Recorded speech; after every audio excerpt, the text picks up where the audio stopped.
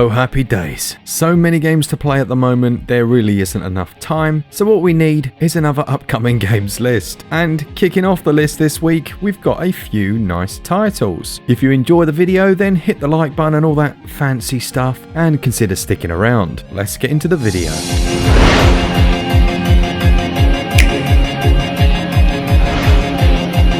First up, we have the, it's called Bloo Kid 2, so it can't be that bad, it must be a sequel. It's only £3.19 with a 20% off launch discount, and looks to be a classic 2D style retro platformer. Now, like I say, it's only a little one, there's 5 worlds, boss battles, colourful pixel art graphics, you know the drill by now, but I have to say that chiptune soundtrack is quite nice. For this price, you can't really go too far wrong.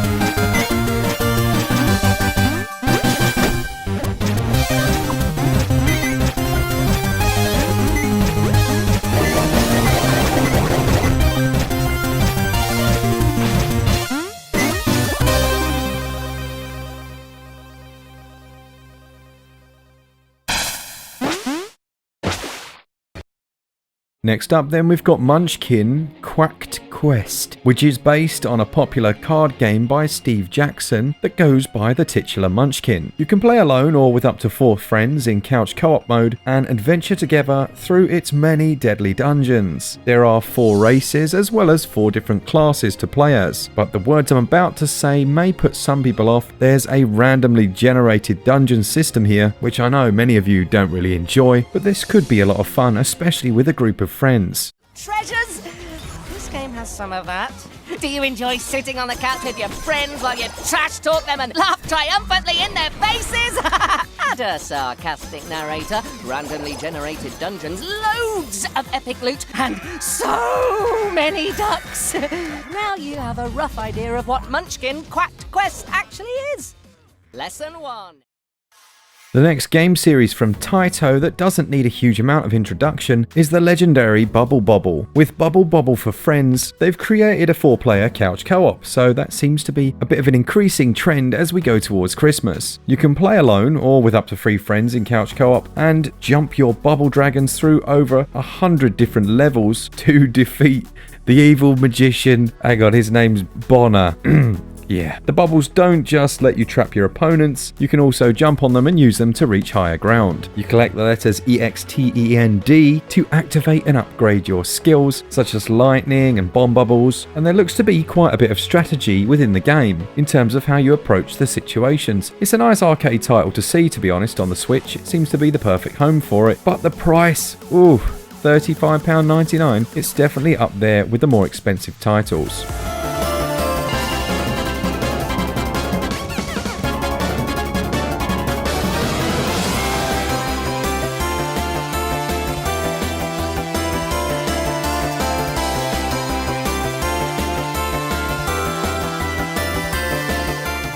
Next up is another lovely looking title called Children of Mortar, and I know many of you were saying on the games still to come this year list that you were really looking forward to this one. Well, it drops next week on the 20th. It's only around about £19 and it tells the story of a family of adventurers, and with a new evil spreading through the land, it's your job to go out and, well, do what you do best. Now, there are 6 playable characters here as well as 1 or 2 player local co-op. It is a roguelite adventure but has a heavy emphasis on the story. There's loads of new skills to learn, passive and active abilities to apply, and the world itself looks absolutely stunning. My spider sense is tingling for Children of Mortar, and I'm sure yours is as well. Definitely one to check out when it drops on the 20th.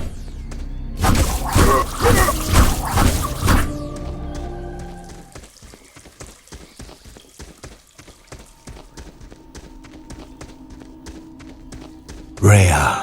A land long forgotten, a place of unimaginable beauty.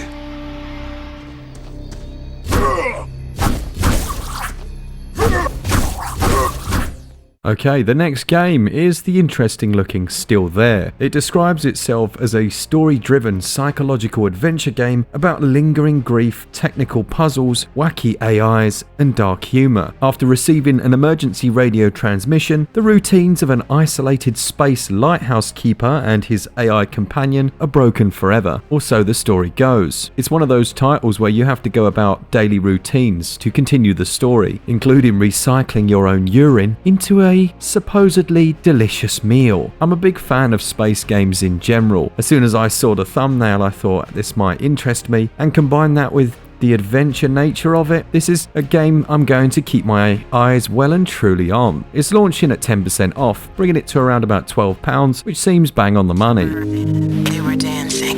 Just wanted you two to have all the love in the world and beyond. Carl, I know you don't want to, but you must hear this. Look around you, Carl, and please look after yourself.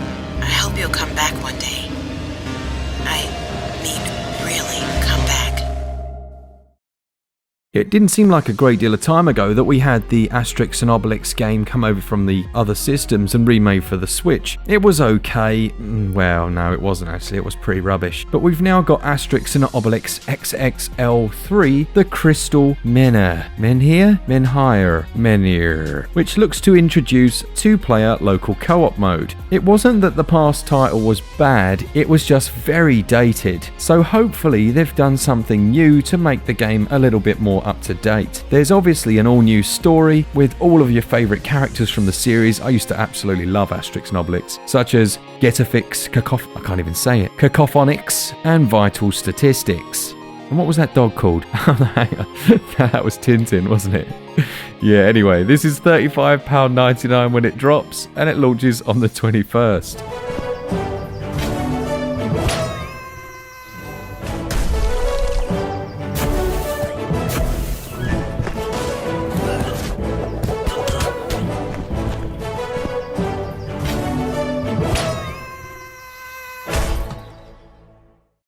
Coming up next, we have Baobabs Mausoleum Episode 3, Un Pato Un Muerto Burgo. That was fantastic, wasn't it?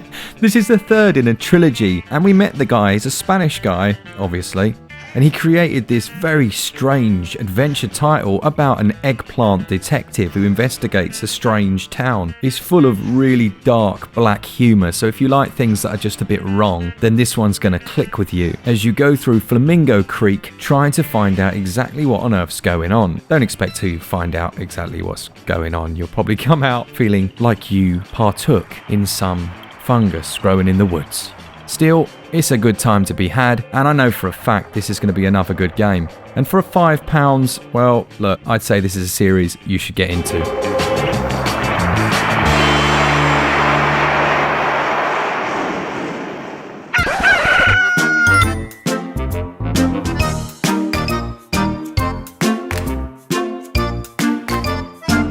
Strike Force War on Terror is the second Strike Force game to drop on the Switch, and although the trailer does make the game look quite intriguing, I can tell you the first one was absolutely terrible. Now, whether or not you need to give up on Call of Duty already and splash out £12.59 on Strike Force remains to be seen. I wouldn't like to judge a book by its cover, but I'm not holding out a great deal of hope when this drops on the 21st. Terrorism around the world. Nothing stands in your way, from vast outdoor environments to narrow bunker corridors. You are deployed to take out targets in the Middle East and snowy mountains. Gear up with a modern arsenal of machine guns, assault rifles, sniper rifles. Next up is the first game I think I'm properly excited for this week. Anything that has synth and punk merged into one title is good in my book. Think Katana Zero if you're wondering what I mean. This essentially seems to be an action game where you climb an ever-changing procedurally generated tower. Now don't be put off by the procedural generating part of it. Imagine something like The Binding of Isaac, or maybe even Enter the Gungeon, but from a 2D perspective, and you're going to have an idea of the kind of game you're getting here. You can play it with a co-op friend, there are 50 unique weapons to find, and the interesting hook here is that, well, you're dying. You have to reach the top of the tower before your heart explodes. It's a bit like that film Crank, except the acting's probably better. I really like the look of this one, I think it looks amazing, and it launches on the 21st at £17.99.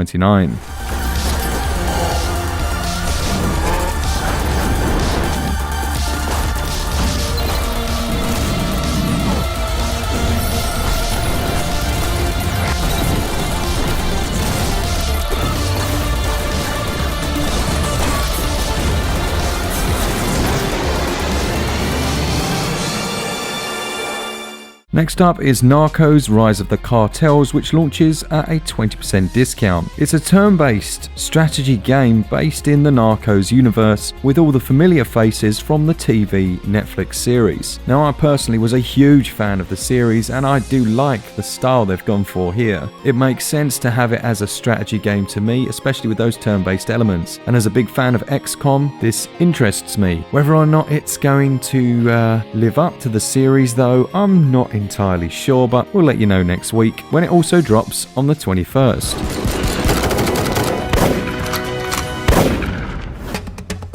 Now the Narcos, they're the real deal. They have the numbers, they're heavily armed, and they know exactly what they're doing. Avanzando al punto. You're in their territory now. One wrong move, and you're dead. Make no mistake, Colombia is in their hands, and you're playing by their rules. Hyped title for next week that you don't even know about is the Touryst from Shin'en. Now, these guys have a pedigree of creating amazing games. Just look at the art style they've gone for. It took the pixel art style of Minecraft with the voxels and managed to just squeeze so much more potential out of them. Anytime I see a game that has a game within it, it gets me a little bit excited. And when it's a fast arcade title squeezed right into it, yep, definitely a game worth looking out for.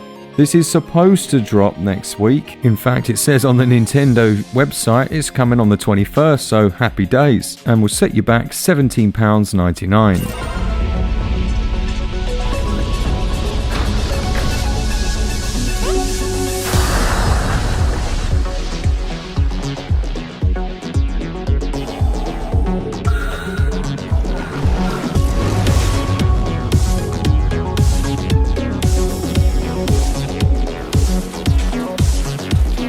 I guess the only sad moment about next week is it was when Doom 64 was supposed to drop. It was going to release on the 22nd, but I believe it's been pushed back to next year. All in all, a decent one. Let me know down in the comments if you're as excited as I am for the Touryst, Still There, Children of Morta, Bobble 4, and who could forget Strike Force War on Terror. Ay caramba. A big thanks to our patrons who support the channel each and every month. It means the world to Glen and I to actually be able to afford a microphone when ours explodes, which seems to become a bit of a reoccurring problem. As my dad always said, you buy cheap, you buy twice. Cheers, old man. For all things Switch, all the time, keep it Switch up. Cheers, guys. See ya!